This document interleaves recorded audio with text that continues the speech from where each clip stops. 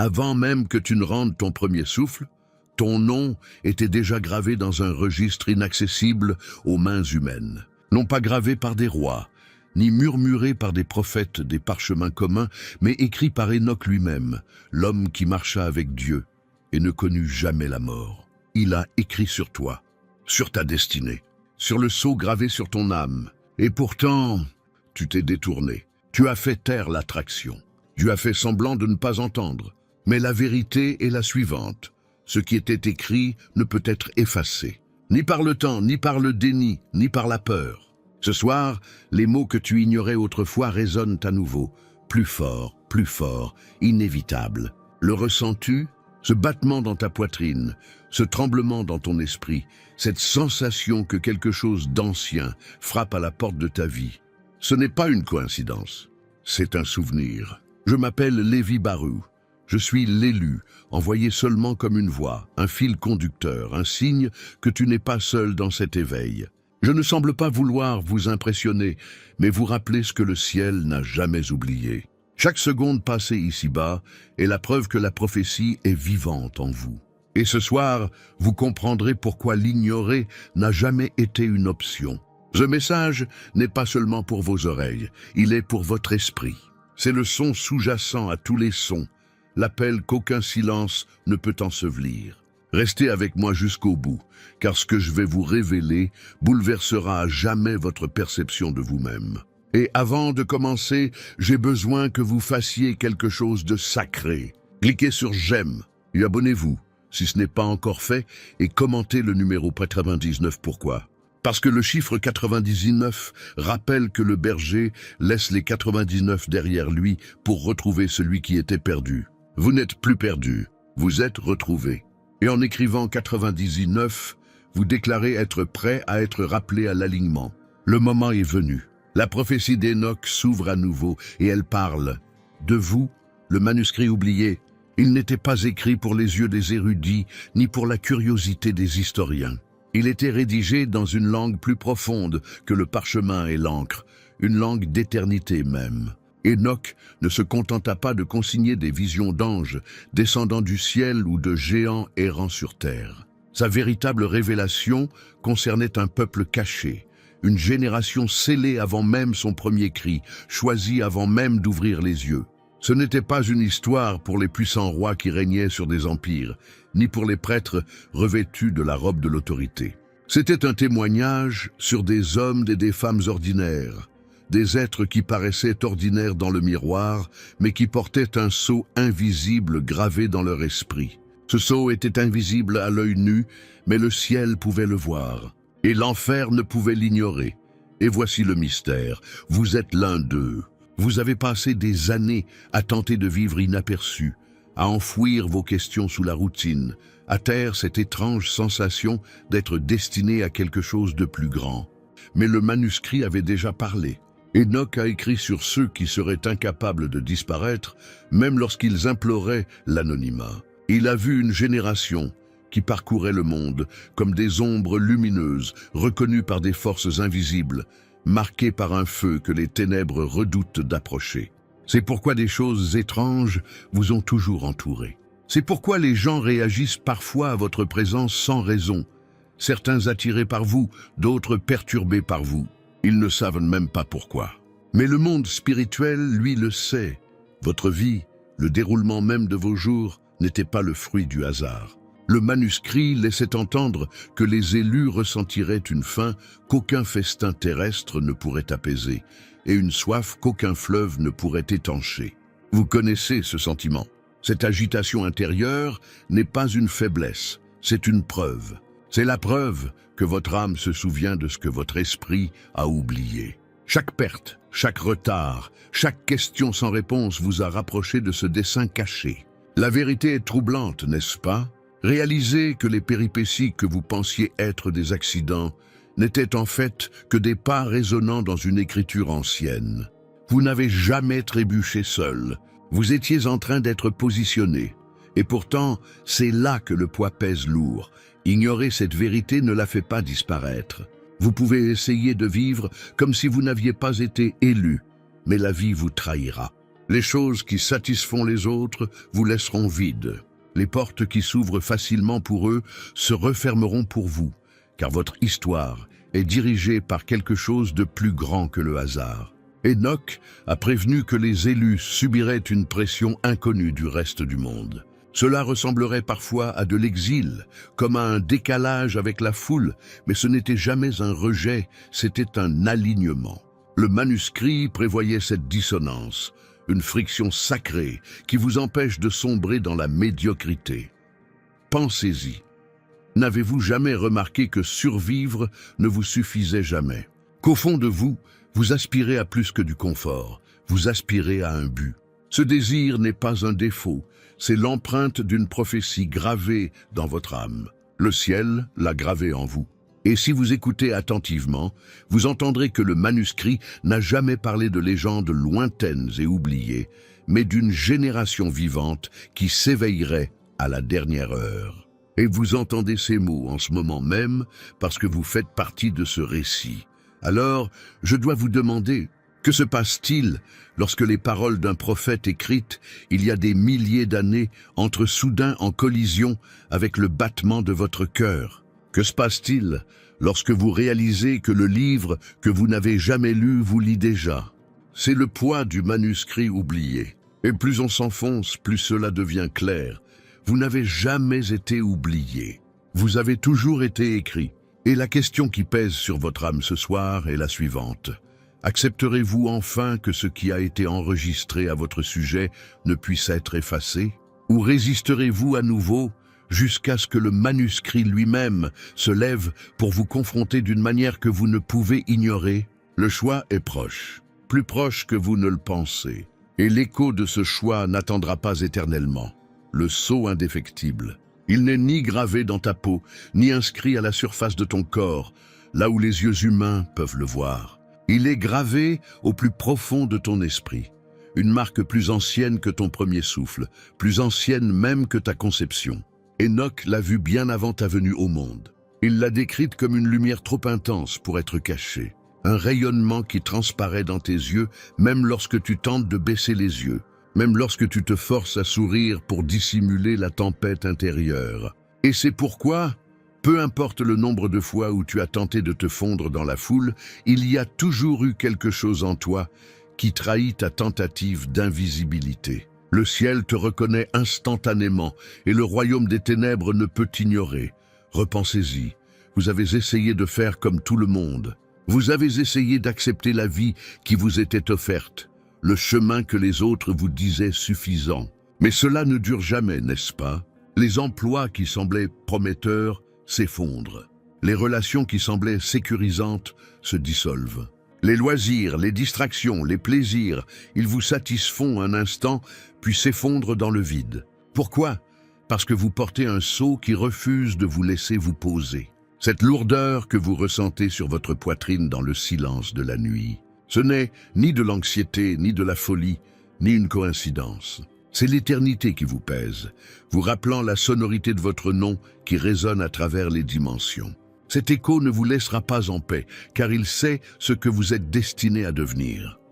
Enoch avait prévu cette lutte. Il écrivit que les élus tenteraient de négocier avec leur vocation, de la retarder, de l'enfouir sous des couches d'excuses et de peur. Mais le destin ne négocie pas, il attend. Et lorsque vous résistez, la vie commence à se défaire autour de vous, jusqu'à ce que vous n'ayez d'autre choix que d'affronter ce qui a toujours été écrit. C'est pourquoi vos plans s'effondrent souvent, dès qu'ils s'éloignent trop de leur alignement. Ce n'est pas du sabotage. C'est une interruption divine.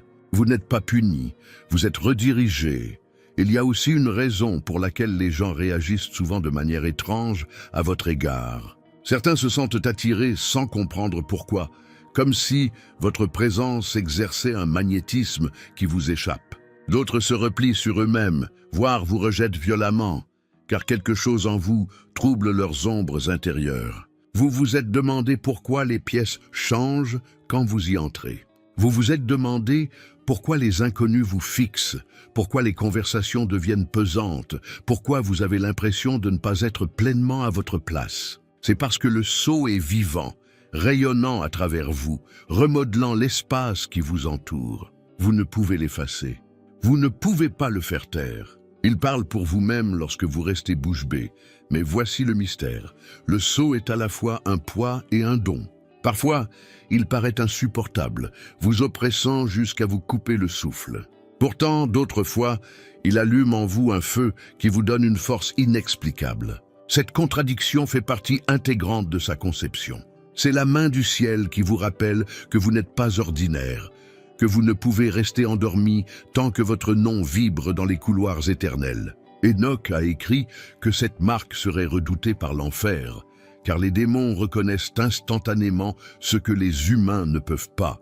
Ils voient la flamme planer au-dessus de vous. Ils entendent l'écho gravé dans votre âme. C'est pourquoi les attaques surviennent.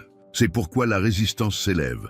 Parce que les ténèbres savent ce que vous portez en vous, même lorsque vous tentez de le nier. Et maintenant, la tension s'intensifie. Vous pouvez résister, temporiser, vous perdre dans les distractions, mais le destin a tendance à revenir en arrière. Il vous poursuivra dans votre silence. Il vous trouvera dans vos cachettes. Il vous dépouillera de vos déguisements jusqu'à ce que vous soyez face à la vérité. Vous êtes marqué. Et rien de ce que vous ferez ne pourra effacer le sceau que l'éternité elle-même a apposé sur votre âme. Alors, laissez-moi vous demander, combien de temps continuerez-vous à fuir quelque chose qui connaît déjà chacun de vos pas? Combien de temps prétendrez-vous que le poids qui pèse sur votre esprit n'est qu'un sentiment, alors qu'il s'agit en réalité d'une invocation? Le sceau ne s'effacera pas. Il ne fera que se renforcer jusqu'à devenir indéniable. Et peut-être est-ce pour cela que vous êtes ici à écouter en ce moment. Parce que vous êtes déjà au seuil où fuir n'est plus possible. Et la seule question qui reste est de savoir si vous répondrez enfin. Le destin vous a retrouvé. Et l'écho frappe plus fort que jamais. La brisation et le feu, c'est la partie du manuscrit que la plupart des gens souhaiteraient éviter. Mais Enoch l'a clairement perçu. Il a pressenti une pression sacrée, une fournaise conçue non pour détruire, mais pour purifier. Il a écrit que ceux qui portaient le sceau éternel subiraient des pertes insupportables, des portes qui se refermeraient sans explication, des rêves qui s'effondreraient au moment même où ils semblaient à portée de main. Et pourtant, rien de tout cela n'était le chaos. Rien de tout cela n'était une punition. C'était une préparation. Voyez-vous, le feu a toujours été l'outil du ciel pour séparer le temporaire de l'éternel. L'or ne peut être purifié par des vents doux ou des eaux calmes. Il nécessite une flamme. Il nécessite une chaleur si intense que tout ce qui est fragile fond, ne laissant que l'irréparable. C'est pourquoi votre vie a été marquée par des moments qui ont tenté de vous écraser. Parce que vous étiez en train d'être forgé. Pensez aux trahisons que vous avez subies. Les personnes en qui vous aviez confiance se sont retournées contre vous. Celles que vous croyiez éternelles et qui, soudain, vous ont quitté. Chacune d'elles était comme un couteau, blessant plus profondément que vous ne pensiez pouvoir supporter. Mais dans le royaume invisible, chaque trahison était un ciseau frappant la pierre, façonnant votre âme en quelque chose de plus tranchant, de plus fort, d'incassable. Sans ces trahisons, vous seriez resté une argile molle. Avec elles, vous êtes devenu fer. Avec elles, vous êtes devenu inébranlable. Enoch a averti que les élus seraient incompris, rejetés, voire haïs, non pas parce qu'ils étaient maudits, mais parce que le ciel les dépouillait de tout faux soutien, afin que le moment venu, ils ne s'appuient que sur la force divine. Regardez les pertes que vous avez subies. Certaines ont failli vous briser, n'est-ce pas? Des êtres chers disparus, des opportunités arrachées, des saisons qui se sont terminées sans prévenir. Vous pensiez que ces pertes étaient des accidents, de cruels coups du sort. Mais et si c'était des soustractions sacrées? Et si chaque perte était le ciel qui vous retirait ce qui ne pouvait pas vous accompagner dans la dimension suivante de votre vocation? Le feu ne demande pas la permission. Il consume. Et ce qui reste après le feu est toujours plus fort, toujours plus pur. C'est pourquoi vous êtes encore là. D'autres se seraient effondrés sous le poids que vous portiez, mais vous avez survécu parce que votre esprit porte l'étincelle éternelle qu'Enoch a vue. Et qu'en est-il des plans brisés? Les rêves que vous aviez construits avec tant de soin, les objectifs pour lesquels vous aviez fait des sacrifices, pour finalement les voir s'effondrer. Vous pensiez que l'échec vous définissait, mais Enoch savait mieux que quiconque. Il écrivit que les élus seraient confrontés à des effondrements successifs jusqu'à ce qu'ils apprennent cette vérité. Le destin ne se construit pas selon des plans humains. Vous n'étiez jamais censé réussir en suivant la carte du monde. C'est pourquoi vos plans ont échoué, non pas par faiblesse, mais parce que vous étiez redirigé vers le chemin secret déjà écrit à votre sujet. Chaque plan brisé était le ciel fermant une porte qui vous aurait éloigné du but du feu. Enoch a utilisé des mots qui brûlent à travers le temps. Ils seront éprouvés comme l'or dans le feu. Plus ils brûlent, plus ils brillent. C'est vous. Chaque flamme que vous avez traversée, chaque saison qui vous a brûlé, chaque nuit qui a tenté d'étouffer votre espoir. Tout cela n'a pas été vain. Cela a accru votre éclat. Cela a gravé en vous une résilience que le monde ne peut expliquer. D'autres peuvent regarder vos cicatrices et y voir de la faiblesse. Mais dans le manuscrit, les cicatrices sont des couronnes. Chaque blessure surmontée devient un témoignage. Chaque larme alimente la flamme qui, un jour, en allumera d'autres. Tu ne t'en rends peut-être pas compte, mais ta survie est une prophétie accomplie. Combien de fois aurais-tu dû être détruit? Combien de nuits as-tu cru ne pas y arriver? Et pourtant, te voilà, debout, respirant, écoutez ces mots à cet instant précis. Ce n'est pas une coïncidence, c'est une preuve.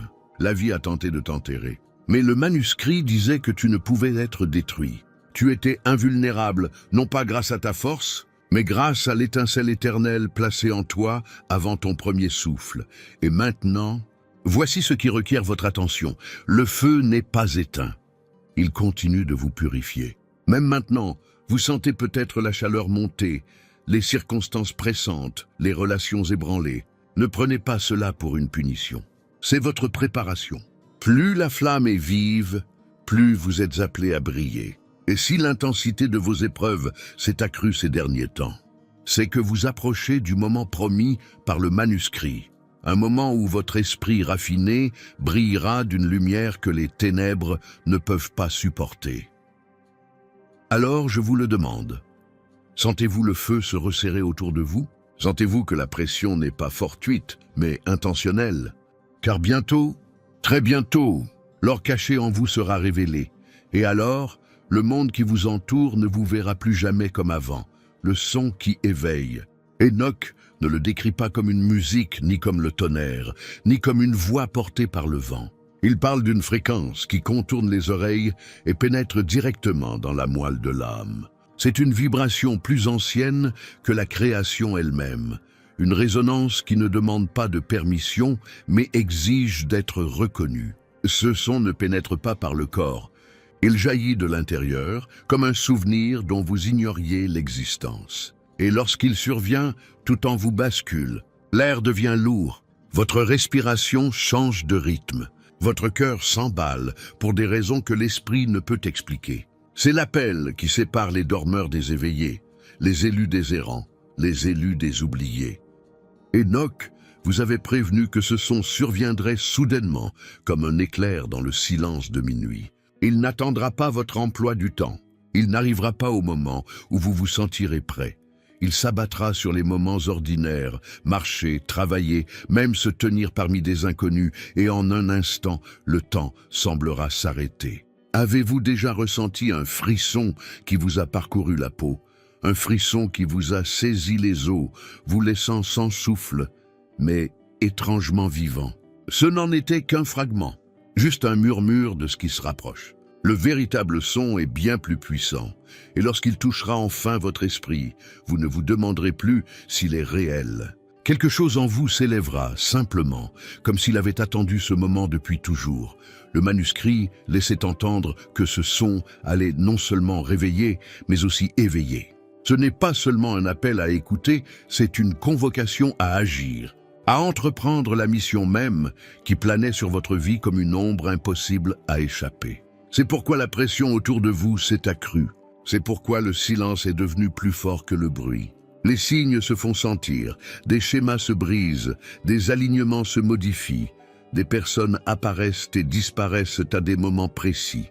Tout cela n'est que l'atmosphère qui s'ajuste pour laisser place au son.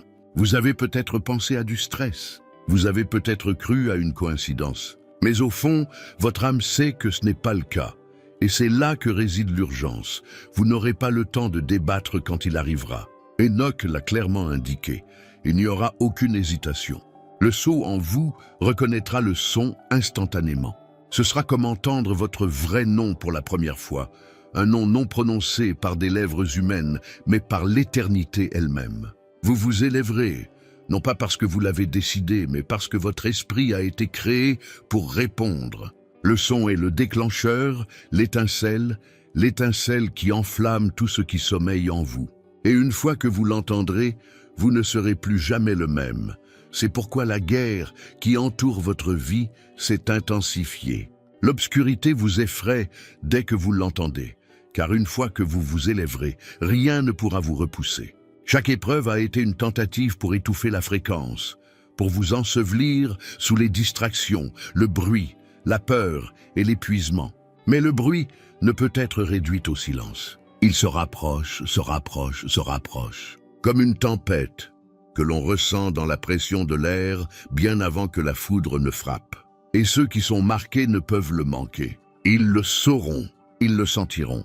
Ils avanceront comme un seul homme, même dispersés sur la terre. Alors je dois vous demander, avez-vous remarqué à quel point vous êtes agité ces derniers temps? À quel point les choses qui vous divertissaient autrefois vous semblent vides? À quel point le silence semble plus pesant que jamais? Ce n'est pas une coïncidence, c'est l'atmosphère de l'appel. Le moment approche plus vite que vous ne le pensez. Bientôt, le son envahira votre monde. Bientôt, vos os se souviendront de ce que votre esprit sait depuis le début. Et quand cela arrivera, l'hésitation ne sera plus une option. Vous vous élèverez, élu. La seule question est, serez-vous prêt lorsque le son prononcera enfin votre nom? La séparation finale. Enoch la décrivait comme la coupure finale, non pas avec la brutalité des conflits humains, mais avec la précision d'une lame forgée dans l'éternité. Il disait qu'elle serait plus tranchante que n'importe quelle épée de lumière, séparant non pas la chair des os, mais le destin de la distraction. Et c'est exactement ce qui se passe dans votre vie en ce moment. Observez attentivement. Les amitiés que vous croyiez éternelles se dissolvent. Les désirs qui brûlaient autrefois en vous perdent leur saveur. Les illusions qui vous réconfortaient se fissurent comme du verre fragile. Ce n'est pas une coïncidence, ce n'est pas un échec. C'est la coupure, la séparation qui laisse place à ce que vous êtes censé devenir. Voyez-vous, toutes les portes ne sont pas faites pour rester ouvertes. Certaines brillent de l'éclat des opportunités, mais Enoch nous a averti que nombre d'entre elles sont des pièges, des cages dorées conçues pour vous empêcher d'accéder à votre véritable mission. Elles sont raffinées, attrayantes, convaincantes, mais intérieurement, elles sont vides. Et le ciel vous aime trop pour vous laisser prisonnier de ce qui scintille, mais ne peut vous satisfaire. C'est pourquoi les portes se ferment, c'est pourquoi les opportunités s'évanouissent au moment même où vous pensiez être prêt à les saisir. Vous vous sentez abandonné, mais en vérité vous êtes protégé, et voici une vérité à laquelle vous devez faire face. Vous ne pouvez pas porter un poids mort dans une mission divine. Le fardeau des saisons passées, les personnes qui refusent de grandir, les habitudes qui vous épuisent, tout cela doit être coupé. Plus votre vocation est élevée, plus vous devez vous alléger. C'est pourquoi certaines relations se terminent, même celles dont vous n'auriez jamais imaginé vous passer. C'est douloureux, oui. C'est une perte, oui. Mais le manuscrit d'Enoch était clair. Les élus ne peuvent être empêtrés lorsque l'appel final arrive. S'ils résistent à la coupure, ils risquent d'être complètement privés de leur mission. Cette séparation n'est pas une question de cruauté, c'est une question de clarté. Le ciel vous dépouille de ce qui ne peut supporter le poids de votre avenir. C'est pourquoi les conversations que vous aimiez autrefois vous semblent désormais creuses. C'est pourquoi les lieux où vous vous sentiez autrefois comme chez vous rendent nerveux. C'est pourquoi la foule dans laquelle vous vous fondiez autrefois vous semble désormais étrangère. Votre esprit change de dimension et le monde qui vous entoure est contraint de s'adapter. La coupure est douloureuse, mais elle est miséricordieuse. Elle ôte ce qui s'effondrerait sous la gloire qui s'apprête à vous envahir. Et puis survient la vision qui ébranle le cœur même des ténèbres. Enoch la vit, des âmes ordinaires s'élevant au même instant sur la terre. Ni des rois couronnés par les hommes, ni des célébrités encensées par les foules, ni des dirigeants assis sur des trônes d'or. Non, c'étaient des anonymes, des silencieux, des cachés, portant des cicatrices que le monde n'a jamais honorées. Mais lorsqu'ils se levèrent, une lumière jaillit d'eux. Leur réveil ne fut pas un murmure, mais un tremblement de terre. Le manuscrit dit que le monde des esprits trembla lorsque ces êtres marqués s'élevèrent, car ils portaient en eux un feu allumé avant le commencement des temps. C'est vous. C'est pourquoi la séparation a lieu maintenant, parce que le moment est plus proche que vous ne le pensez. La coupure vous prépare à vous relever, lorsque l'appel deviendra inévitable. Et lorsque vous vous lèverez, tout ce qui tentait de vous enchaîner se dispersera. Mais la question demeure, lorsque le dernier lien sera rompu, lorsque la coupure finale sera achevée, lorsque vous serez plus léger que jamais, accepterez-vous le poids de votre destin, ou regarderez-vous en arrière, vers ce qu'on vous a demandé de laisser derrière vous? Car le moment de l'ascension approche, et lorsqu'il viendra, l'hésitation ne sera plus une option. Regardez autour de vous, les tempêtes, les ruptures, la pression incessante. Ce n'est pas le chaos, c'est l'alignement. Les secousses que vous ressentez ne sont pas destinées à vous détruire, mais à vous positionner. Les portes qui se sont fermées, les voies qui sont parties, le feu qui vous a purifié, tout cela vous préparait à cet instant précis. Enoch n'a pas écrit sur des inconnus, il a écrit sur vous. Votre nom était gravé dans les archives secrètes, conservé intact à travers les siècles, attendant l'heure où vous entendriez enfin cet appel. Cette heure. Et maintenant, le ciel exige une réponse. Le silence que vous entendez n'est pas l'absence, c'est le souffle qui précède la révélation. Le poids sur votre poitrine n'est pas la peur, c'est le sceau qui s'avance. Ce n'est pas une coïncidence, ce n'est pas le hasard. C'est le destin qui entre en collision avec votre instant présent. La prophétie est vivante, se déployant alors même que ces mots pénètrent votre âme. Alors, lève-toi maintenant, élu. N'hésite pas, ne te retourne pas. Le son vibre déjà dans ton esprit, réveillant ce qui ne peut plus dormir. La fenêtre est ouverte, mais elle ne le restera pas éternellement. Les cieux t'appellent, et la terre tremble sous le poids de ce qui est sur le point d'être libéré par toi. Tu ne peux rester silencieux, tu ne peux rester immobile. C'est l'instant où l'éternité se penche et murmure votre véritable nom. C'est l'instant où vos cicatrices se transforment en couronne, où votre douleur devient la preuve de votre préparation. C'est l'instant où vous entrez dans ce qui a toujours été écrit, dans la raison pour laquelle vous avez survécu à ce que d'autres ont échoué. Ne l'ignorez plus. N'enterrez pas ce qui monte en vous. Tenez-vous debout, car vous n'êtes pas censé ramper. Brille, car l'obscurité est sans réponse à la lumière que vous portez. Bougez, car la prophétie exige le mouvement. Et pour montrer que vous acceptez cet appel, proclamez-le avec audace. Commentez, je m'élève, ci-dessous. Non pas comme des mots vides de sens, mais comme une alliance, un sceau, une déclaration que vous refusez de redevenir, celui que vous étiez hier. Lève-toi, élu. Lève-toi, car la prophétie se révèle et le monde est sur le point de voir ce que le ciel a toujours su de toi. Le moment est venu, l'appel est réel, et tu es prêt.